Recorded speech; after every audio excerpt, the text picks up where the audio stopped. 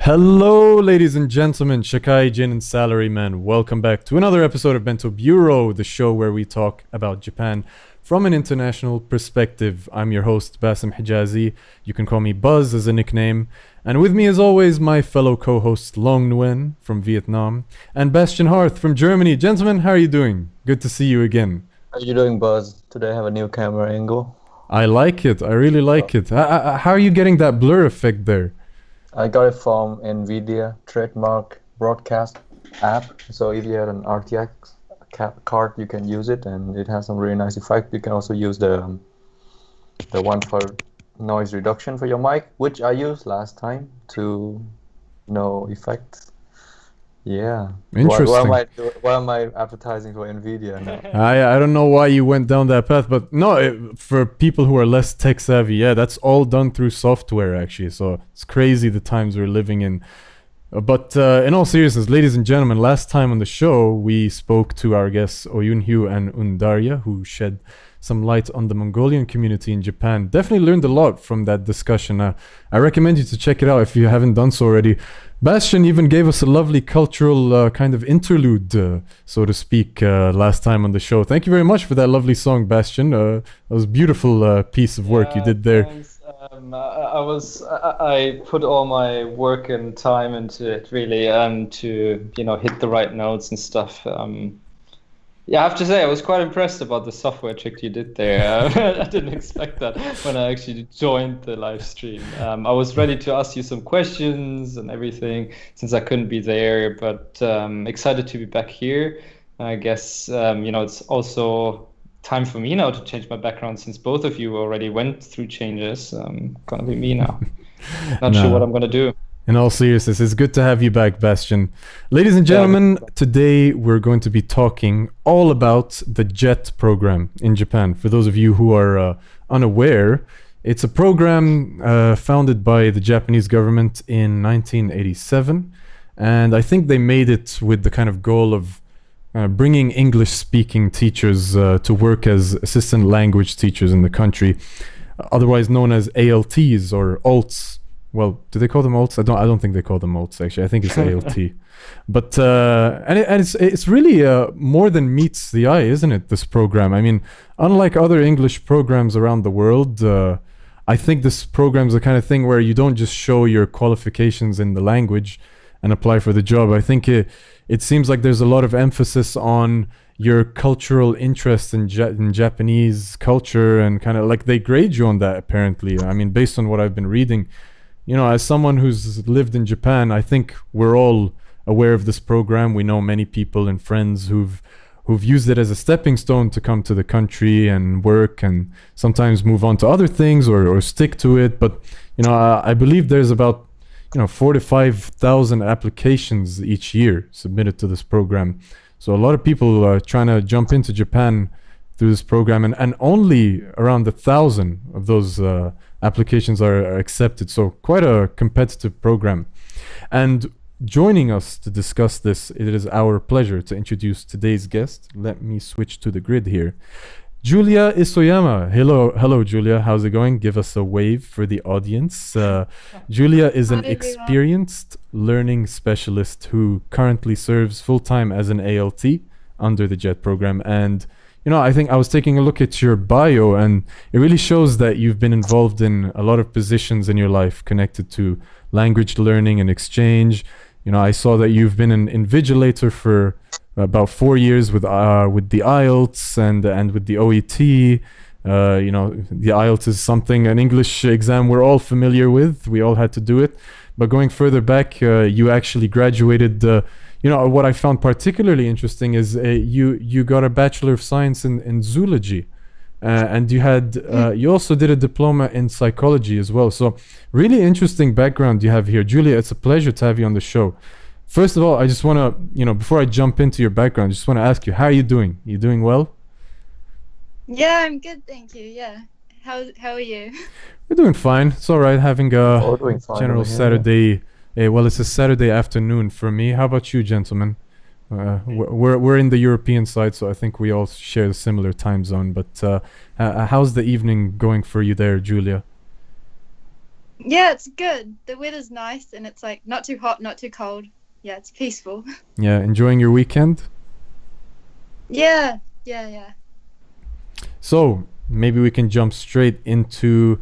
I mean, besides my general introduction, maybe you can just tell us a bit about your journey before coming to Japan. You know, when did you know that you wanted to get involved with language learning for the first time? When did that kind of click in your mind? So I've always been like interested in science actually. And yeah, so at university I did zoology and psychology, which are both science, obviously. And like after I graduated, I kind of didn't know what to do, like in terms of a career, because they're kind of random subjects, you know, and I didn't want to go into like research or anything like that. So I was kind of thinking, what should I do? What should I do? And I was doing like part-time jobs in the university language center. Yeah, the uni that I went to actually. So yeah, I did like IELTS stuff and like invigilating and like clerical marking and things like that. But yeah, in terms of the JET program, or should I not talk about that yet? I don't know. But yeah, I've kind of been more about science. Yeah, not so much about English, but yeah. Interesting. Which university did you go to? Sorry? Which university was that you went to? Otago University in That's New Australia, Zealand. isn't it? Oh, New Zealand. New I'm Zealand. sorry. Oh, right. Okay. Cool. Didn't you want to go to? Actually, you wanted to go to Australia, Bastian, not New Zealand. Huh? Oh, yeah. Me, Australia. That's true. That's true. So, right. Random question, but okay. So, what sparked your interest actually in zoology and psychology, and then moving from there to the JET program? I don't know. I've always, like during high school, I was always interested in science, and I really like animals. So I was like, okay, I may as well do zoology because that's, you know, science and animals. And then I thought that I shouldn't just do zoology. I should probably do something else as well to like boost my, you know, uni qualifications. So I chose psychology because I thought it was also like really interesting and like really like applicable to like daily life, you know, like learning why humans behave, how they do. And yeah, it was really interesting.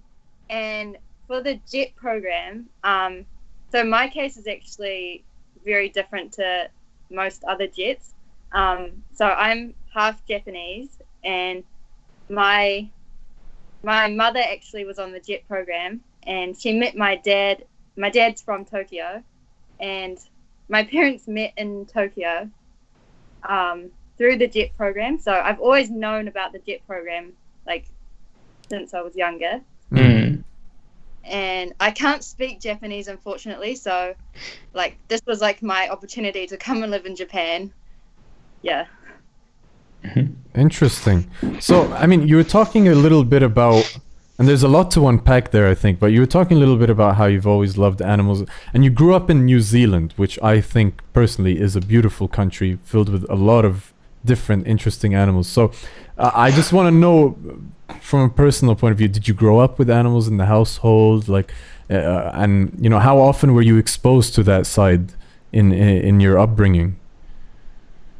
I don't know, like I had like pets here and there. I remember I had like pet frogs like for a while, and then I had like I didn't have like I always wanted a dog, but I never had a dog. I had like a guinea pig. I think we had a cat when I was really younger, but I don't remember. But I don't know, like I really like documentary films and like, you know, David Attenborough, stuff like that. So I don't know. Yeah. Yeah. Was there a reason? Was there a reason why you never got, you know, a dog or you know, just settled for a hamster? You know, I've always wanted a dog as well, but you know, my family never approved it. I think I think it's just high maintenance for them, so they never really were interested. I don't know if you can relate to that.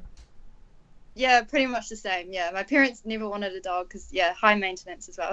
I think that was the reason. So, what's it like, being you were like I was saying in your introduction, you were an invigilator for the IELTS program, which is an English exam that a lot of people have to take.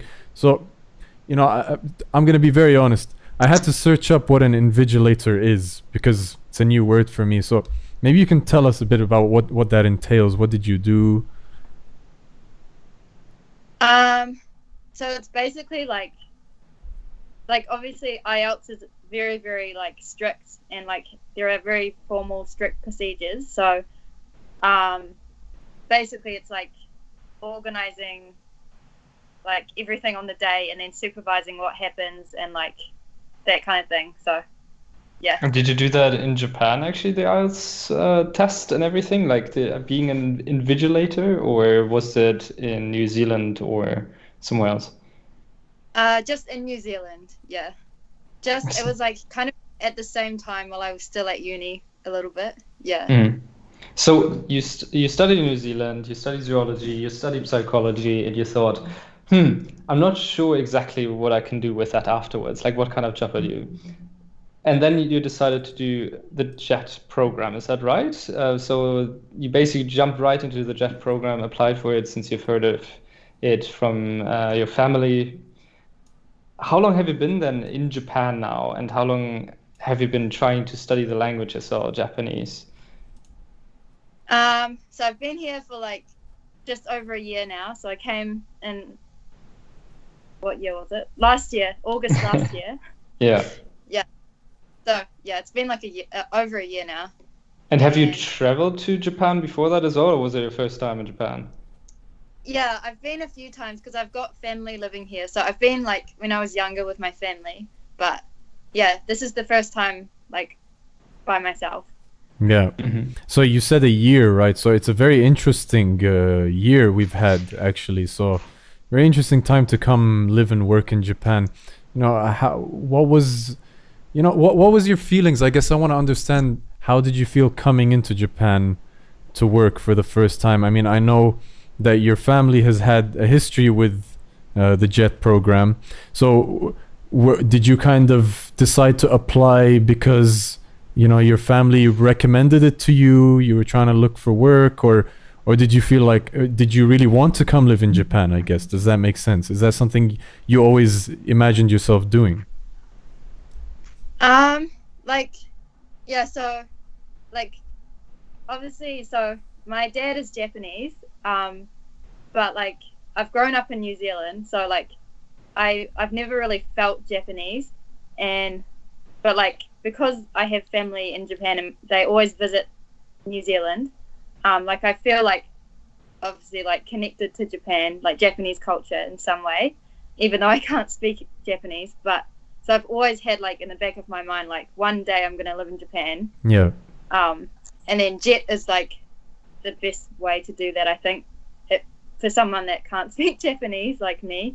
I think it's like the best program, I'm pretty sure, like to teach English. Yeah. Yeah. So did you understand it correct? Do I understand it correctly? You went to Japan in order to kind of reconnect with the culture that you've lost, let's say, or never experienced? Yeah, basically, yeah, I guess so. Yeah. So, I mean, when you decided to apply, as I was saying in my introduction, it seems like it's a really difficult kind of procedure. It's quite highly competitive to kind of join this program. So maybe you can tell us a bit about what that experience was like, and a little bit about, if I'm speaking correctly at least, they kind of gauge you on your connection and your understanding of Japanese culture, or your cultural interest in general. So am I saying something right here? Did you experience that? Maybe you can tell us a bit about what your experience was like. Yeah, I think you're right. Like, so it's a teaching or like assistant teaching program, but like having teaching experience is like definitely not a requirement at all. Like, because I've never actually taught in a classroom before, and yeah, I think it's more about like, 'cause it's like a cultural exchange program. So like the interview process was like very scary, like really scary, and like there were so many guidelines of like what to wear. Like I remember freaking out, like reading stuff on Reddit, like all these people talking about like what to say, what not to say, like how to act. And I remember my application, like I counted how many pages I had to send in, and you had to copy everything 4 times. So I submitted 72 pages worth of application forms. And I remember like reading like the guidelines that they give you very strict instructions on how to fill out the forms. And I remember they said put the paperclip, I think it was like on the left hand side. And if I heard that if you put the paperclip on the right hand side, they immediately like throw out your application. No way. So like the whole thing, yeah, very stressful, very, very stressful. And because it's like so hard to get in, I kind of just applied assuming that I wouldn't get in. And that's what everyone says online as well, like just assume you're not going to get in. So if you do get in, it's like a bonus, you know. And there's a very long period of like waiting to see if you got in as well. So the whole thing is like really stressful. That sounds so bureaucratic. Like it sounds as if it's an application that they accepted 20 years ago, where you still have to do everything by paper and everything, and we're living already in 2020. And you applied 2 years ago then, because you need to kind of have a year, like apply a year before or something. Yeah, I guess it was like 2 years ago. Crazy, yeah. That Well, is you've made it and you fascinating. came. Expectable, isn't it? How Japan does things, you know. You consider how they do their whole job search process, then I guess it's kind of like the same. It does share characteristics, doesn't it? Yeah. So, and now where are you situated exactly in Japan? Where are you working as an ALT? So I'm working in Shinagawa. So I'm working at a private school, a private girls' school.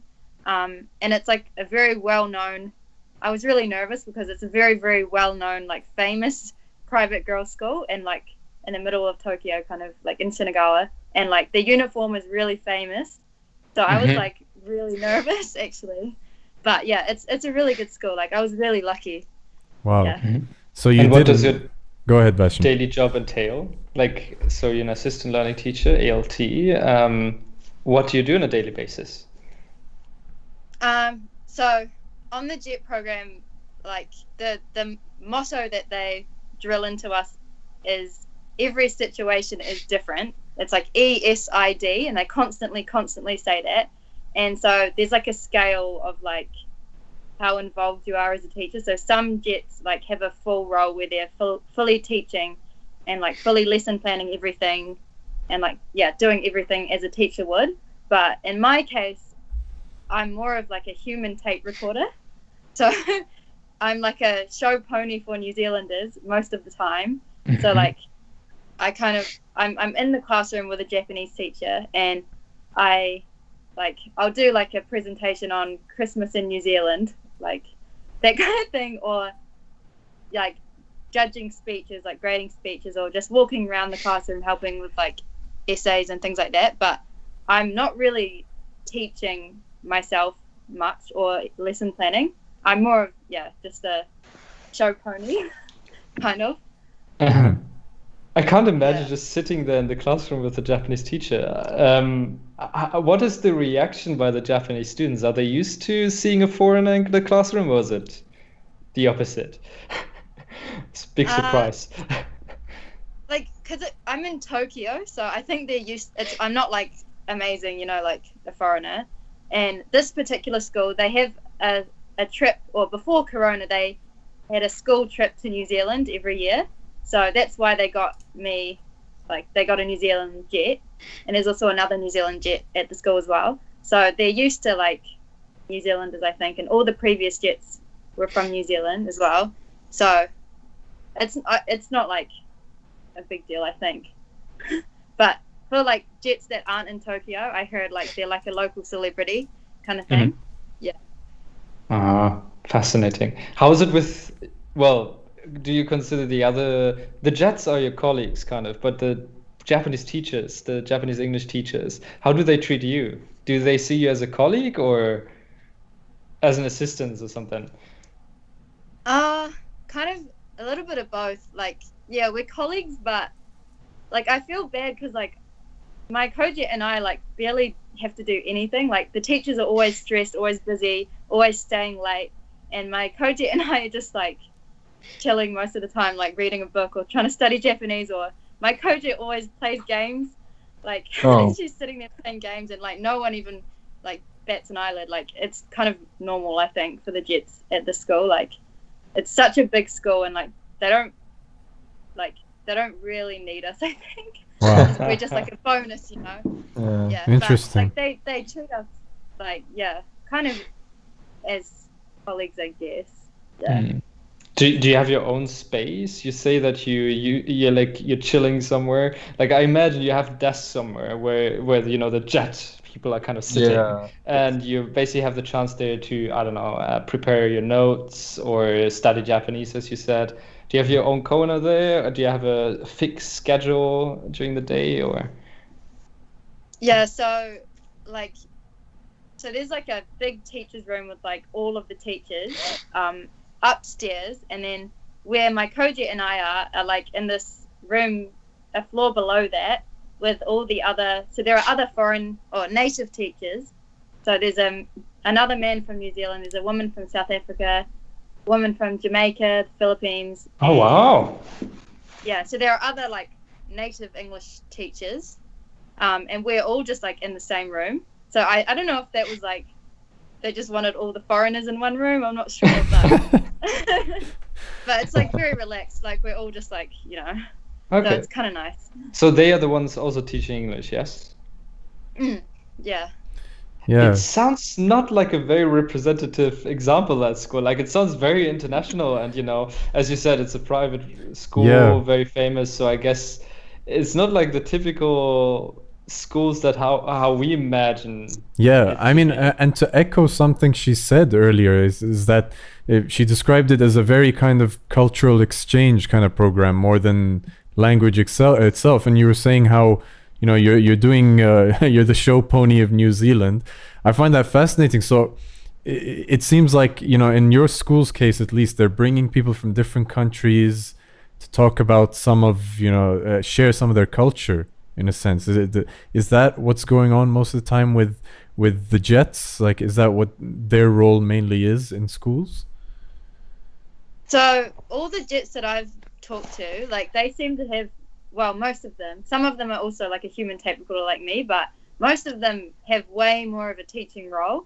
Like they actually plan like their own lessons, and they do stuff by themselves, like with the students, and they actually teach stuff. So it's, every situation is different. Like, it really, really depends. Like, it's just the luck of the draw. Mm-hmm.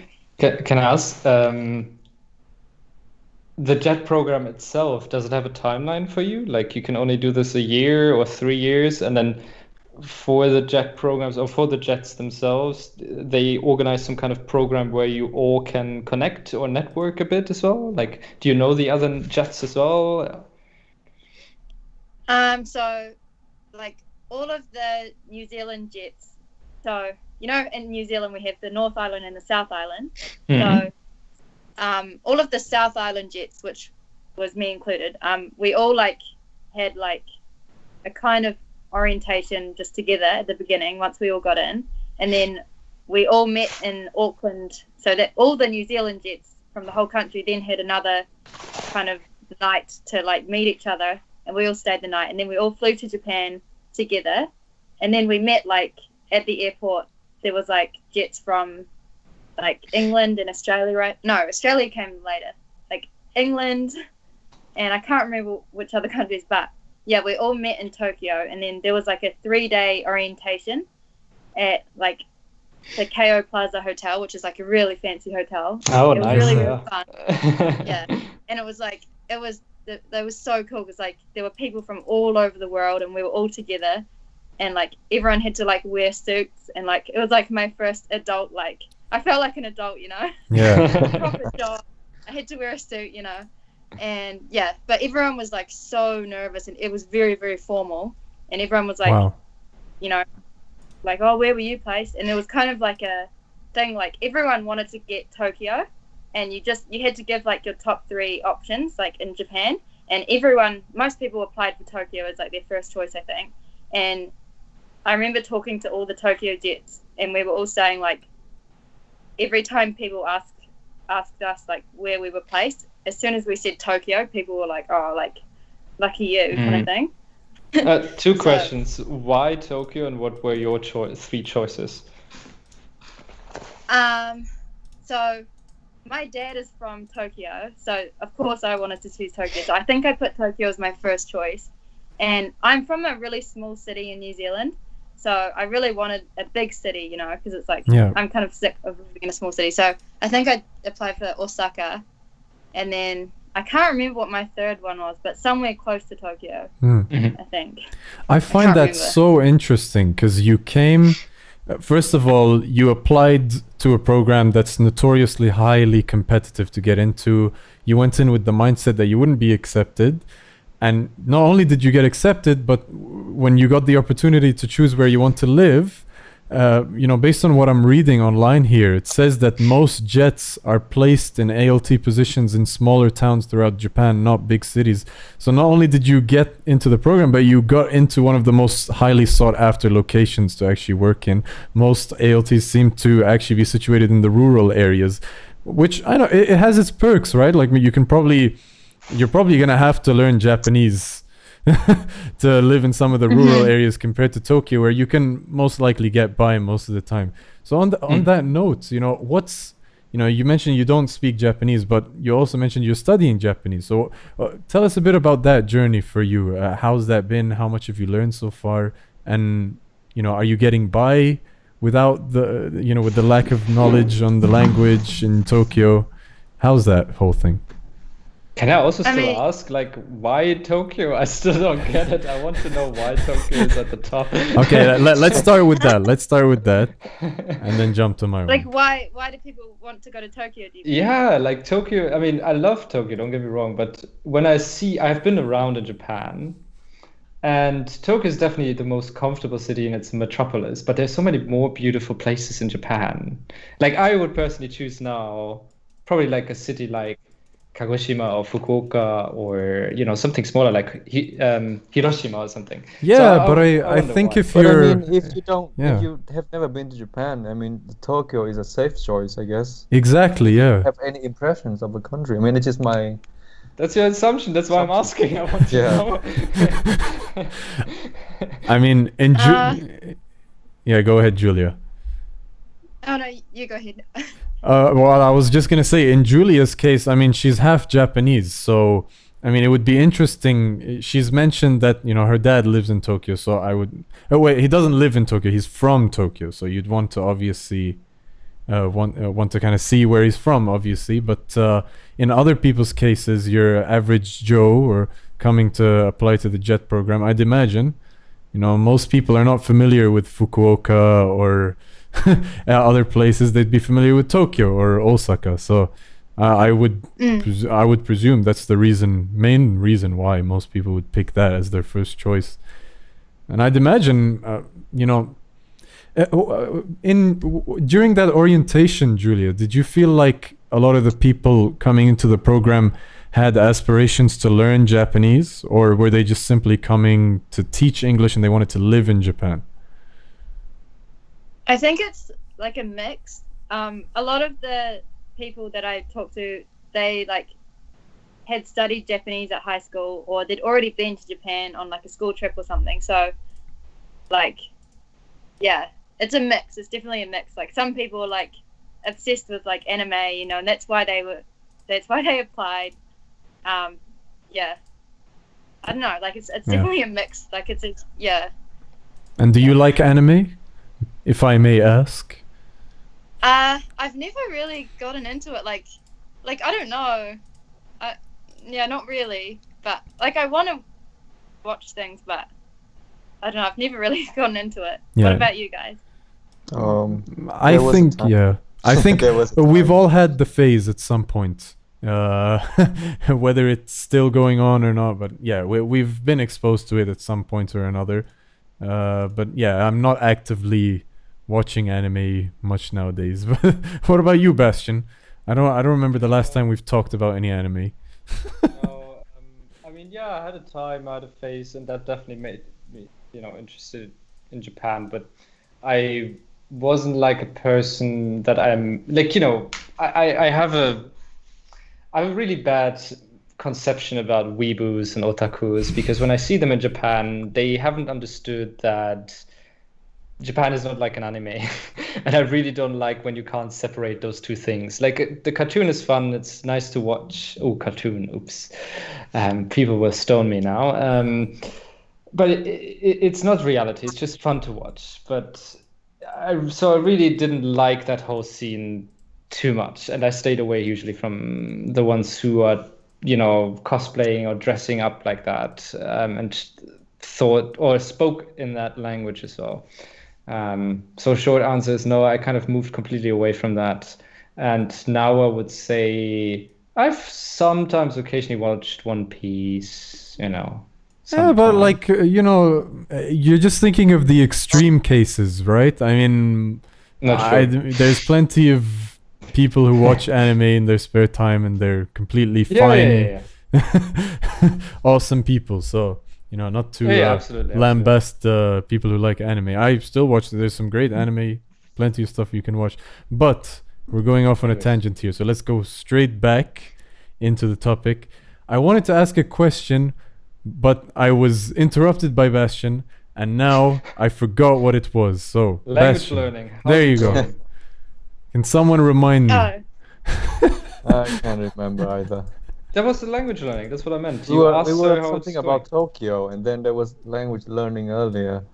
Yes, Like about rural. about learning Japanese. Like, do you feel like what's it like learning Japanese in Tokyo for the past 2 years or so? I mean, how's that journey for you been?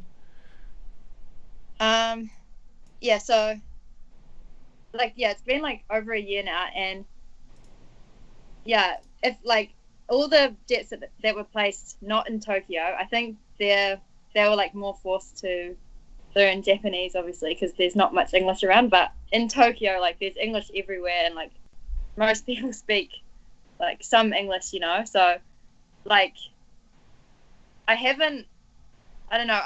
I tried to like force myself to study it in the beginning, but I've kind of just been lazy, and like it's hard. Like I don't like kanji, like I just can't force myself to learn it. But like conversational Japanese, like I've made some Japanese friends, and like I'll try and practice with other jet friends here and there, and yeah. But I don't know, like it's harder in Tokyo definitely because the English is just everywhere. Yeah. Do you feel And like it's essential for you to learn Japanese during your time living there? definitely not essential. Because my job is like to not speak Japanese, like I shouldn't be speaking Japanese to the students at all because my job is to just speak English, so it forces the students to try and talk to me in English if they want to talk to me, kind of thing. And I'm the New Zealand show pony, so it's not essential at all, but like obviously of course I would love to know Japanese fluently, like because I have family here and I would love to be able to properly talk to them, because usually my dad translates back and forth and it's kind of That was my they know. question as well. Like, how is it? Do you see your family members? Well, right now it's Corona, fair, but usually would you see your family members? Would you spend time with them, and then would you be kind of forced to speak Japanese? So when I was living in New Zealand, so I'm 24 now, and I think for 24 years, every single year, my grandparents would visit New Zealand, like visit us. And so, every year they would come for like a week or so. So I would be exposed to Japanese by like them talking to my dad and my mum. My mum, like her Japanese, she's not fluent, but she has got pretty good Japanese. So I would pick up words here and there, like every year kind of thing for a short time. But like I think, I don't know, I feel like it's kind of really sad. I wish my parents made me bilingual. Like it's so annoying. Like I think I'm just being stubborn, like because my high school didn't teach Japanese. It taught Chinese and German and French. So I couldn't learn Japanese at high school. And then I did like a beginner's paper at uni of Japanese, but like I've forgotten everything from it, most of the stuff that I learned. So I don't know, like I just feel like it's so hard, and like kanji is the problem. So I don't know. Are you talking sometimes with your dad, or is it also in English? Sorry? How's it with your dad? I have a friend as well. She's half Japanese, half German, and for her, it was really helpful to talk to her mother, who is Japanese, and study some Japanese with her, conversational Japanese. Kanji, on the other hand, it's tough. But do you sometimes talk to your dad in Japanese, or you try? And not really. Like my dad he's been in New Zealand for 24 years now, so he's basically a New Zealander. Like he's like more New Zealand than Japanese. So like our household is like pretty much all English. Like I barely even I've just grown up with English, apart from the short period when my grandparents would visit. But like I don't feel Japanese at all. Really. I see. Yeah. Okay. And I mean, I guess we can come to I guess it's a topic that we try to avoid every now and then, but it's keep popping up in our minds. How has the pandemic so far affected your work in your program? I guess for some of our friends, their teaching was moved online, or their organizations were changed so that it can accommodate social distancing and all of that. So I don't know how is that for you? So it kind of had, I don't know if this is bad to say, but it was kind of a positive for my co-jet and I, because we like for the first time ever, and I think the last time ever, we could like actually lead the classes by ourselves, because they had to split the classes in two. So first we had lessons online for a while, and then that was kind of difficult because like it was really hard to force the students to talk. Like my co-jet and I, we had to do like English conversation classes, but like the students are very shy and like not interested. So we would try and smile and like be energetic and try and force them to say something to practice English. Most of the time they would just sit there looking bored.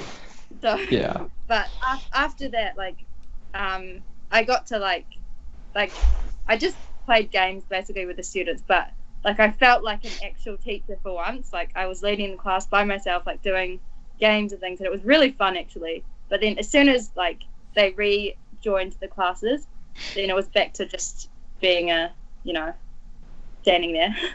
I can't imagine having virtual classrooms with Japanese students. I mean, it's still a matter of fact that it tends to be kind of a lesson that is the teacher's talking, writing something on the board, and the students note it down, right? I assume that's the same still at your university a bit. At your school of yours. But having that virtually sounds to even be a bit more challenging, no? Yeah, so I don't know how they were running other like subjects and actual lessons, but my role was just to like try and talk to them and ask them questions for like 15 minutes like at a time, like small groups of students, and like there would be like a topic of conversation for that day, and then I would just have to like pick on students and ask them a question, and like it was quite awkward at times. Like so I remember like sitting there and no one was responding to me. I was like, oh my god, like what do I do? It was really bad. Yeah, it was quite frustrating. And do they have like, presumably, is this done on Zoom or something else? And like, do students need to switch on their video? Is that mandatory, or is it just you're asking a question into the void and you're just hoping someone's gonna unmute? And do they have to wear their uniform as well in those things? No. Yeah. Interesting. But some students were wearing masks, which I thought was quite interesting because they were inside their houses and it was quite hard to hear them. And like often, the cameras would be off, but I would try and like the Japanese teacher would be in the Zoom conversation, kind of just sitting there in case they needed to translate something for me or whatever. But so sometimes the teacher would like have to force them to turn their videos on. But yeah, usually like it was fine. Like they had the videos on, but they would just sit there staring blankly at me. Usually, yeah. I can imagine, like, standing in front of a classroom. I've done similar, like, one-day experiences. You try to interact with them, and they just, like, they look at you as if are you from a different world or something, and not trying to interact, nothing at all, because it's such a different style of teaching there in Japan. I find that fascinating. And then doing that online, crazy, yeah. Yeah. Now, for me, it would be interesting. Now you have been a bit more than a year in Japan. What have been your main challenges? I mean, have you been through a culture shock, or as well as this phase where you kind of were amazed about everything, and then you started to hate everything, and then you're kind of now in a neutral phase? Have you experienced something like that, or? Yeah, totally. So, like, I remember, like, I've talked to other Jets about this, and they all experienced the same thing. Like, when we got to Japan, it was like so surreal, and like it didn't feel like we were in Japan. And then it still didn't feel like it didn't really hit me that I was actually in Japan for like a few months even. Like it was so weird. Like I was like, oh my God, I'm actually in Japan right now. Like I don't feel like I am. This is crazy. And then of course, like even like in New Zealand, like my Japanese like heritage was always like more prominent because like that's a different thing to most New Zealanders, you know. So my identity was like half Japanese, but here I'm like I don't know, I had a huge like identity crisis because like I was like, I'm definitely not Japanese, like I'm very, very like New Zealander. But then like my whole life I've been seen in New Zealand as Japanese, so like I was like, oh my God, like I don't belong anywhere. Like this is like I'm a gaijin here, but like I'm also technically a gaijin in New Zealand because I'm not fully New Zealand. Like yeah. It was a whole thing. Like yeah, I don't know, I'm still kind of like, who am I? You're still figuring out yourself, kind of, and I think that's normal. And I think all of us are kind of figuring out ourselves still in all kinds of ways. Yeah, that sentiment you mentioned about, you know, not feeling like you're completely part of one, you know, place or culture. It takes me back to the days in TIU when we took qualitative research methods and we had to do interviews with students. Every a half Japanese person mentioned the same thing. So that's just so interesting to me. In every interview I did, and to some extent I can relate to it, you know, being someone who's you know, I'm Palestinian, but I grew up in the UK, and then I lived in Qatar, and then I studied in Japan. So it never feels like one place is really where I identify with. So yeah, I can relate to that. But you know, Julia, I'm a little conscious of the time. I think we're getting close to the hour mark. So I had one other question actually about just, you know, generally, you know, you mentioned a little bit about how a lot of the jets, they're working late hours into, you know, most of the time into the late nights. You know, what's it like for you personally? How often do you get a vacation? Is there kind of a stigma to taking days off? You know, because I've experienced some of that in my experience working in Japan. So I'm just curious what it's like for an ALT in your situation at least. You know, have you taken holidays? What's that like? What's the whole procedure like? And maybe you know a little bit about how it compares to, you know, if you weren't in the jet program and you were just working in a private institute, for instance. You know, maybe you know a bit about that.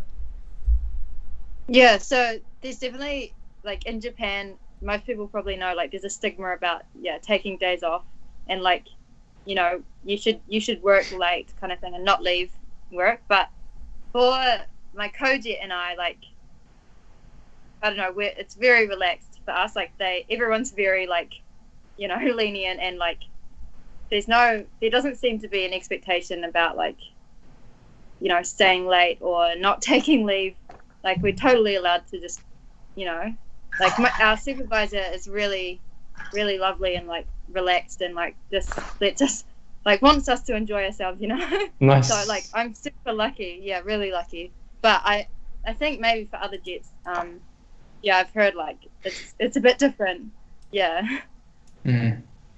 You know, it actually comes to my mind, and yeah, being aware of the time. But still, the JET program is also divided, isn't it? It's divided into assistant language teaching, international relations, and culture exchange. I believe culture, something like that. Do you interact with those JETs as well? They do definitely something else than you, but are you a whole bunch, or do they separate you? It's separated. Like I only know one person that's like in JET but isn't in ALT, just because he's from New Zealand and he was in the same like group as me going to Japan. But like it's very well, from my experience anyway, it seems to be quite separate. Yeah, I don't know. 'Cause usually I think they're a bit older as well, and they're obviously fluent in Japanese, so they are more like it's like different.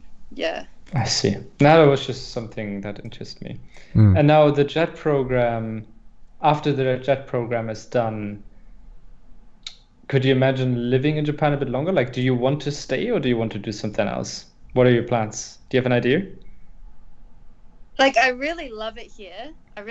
But I think on JET we're allowed to stay for like up to 5 years. That long? Wow. Yeah. Okay. Yeah, I believe it's a 1-year contract that's renewable up to 5 times. Damn. Yeah. Yeah, so he still has to like ask you, but I think because I don't think I want to be a teacher in the long run, so it's not really like a good idea for me to keep. It's so easy. It would be so easy to just stay here forever, you know, and just keep doing what I'm doing. But I think if I want to, like, I don't know what I want to do in the future, honestly, but maybe something to do with science, you know, I don't know. But it's probably not a good idea to stay here longer. I'm thinking I'll probably leave after my 2nd year, so next year in August, unless I change my mind. But yeah, but for JETs that want to be a teacher in the long run, they'll probably stay, like, yeah. Fascinating. And anywhere specific you have your mind on? Is it going to be outside Japan or still in Japan? Like in the future? Yeah. Oh, I really want to live in New York. I see. Yeah, I've always wanted to live in New York, and I actually lived in Miami for a year during university, and I went to New York for like 2 days, and I just fell in love. Like it was like Central Park and everything. It was just amazing. But obviously America's a bit not really a good place right now. Yeah. A bit unstable to put it lightly, but well, what place on earth doesn't have its instabilities? But Julia, it's it's been an absolute pleasure. Thank you so much for joining us today. It's been a great talk with you. And a big thank you to everyone who's tuned in today. Actually, don't forget to like this video and follow us on our social media channels, Bento Bureau on Facebook or Instagram. And feel free to shoot us a message. Let us know your thoughts and suggestions. We love to hear from you. So, Julia, any thoughts or concluding remarks in your mind? Maybe you want to give a few words of advice to anyone who's interested to join the JET program in the future. What would you tell them just to sign off? Yeah, JET is great. Like, I fully recommend it. Every situation is different, so don't expect certain things because you never know. It's like, but Japan is amazing, and you should definitely apply for JET. Well, there you have it, ladies and gentlemen. Thank you so much for tuning in again. And if you enjoyed this, please like and subscribe. Have a lovely Saturday, everyone. This is Bento Bureau signing off. Let's do it, gentlemen. ごちそうさまでした。バイバイ。